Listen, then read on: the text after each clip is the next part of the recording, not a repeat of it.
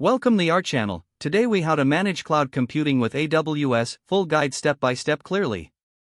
To manage cloud computing with AWS, start by creating an AWS account. Visit the AWS website and click on the sign up button. Fill in your details, including a valid email address and payment information. Once your account is created, sign in to the AWS Management Console. Familiarize yourself with the AWS dashboard.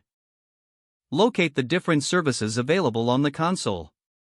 Begin by exploring Amazon EC2 for computing resources.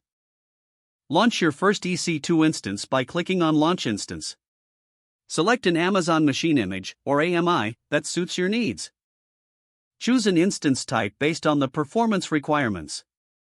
Configure your instance settings, including network and security options. Next, set up storage for your EC2 instance. Select an appropriate size and type for your elastic block store volumes. Review your configurations and launch the instance. To manage your storage, explore Amazon S3 for object storage solutions. Create an S3 bucket by navigating to the S3 service. Define bucket settings, including region and access control. Upload data to your S3 bucket either via the console or through the AWS CLI. For database management, consider using Amazon RDS. Choose the database engine that fits your project requirements. Launch an RDS instance and configure your database settings. Set up security groups to define access rules for your database.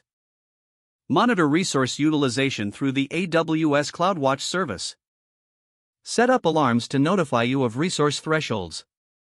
Use AWS Identity and Access Management, or IAM, to manage user permissions.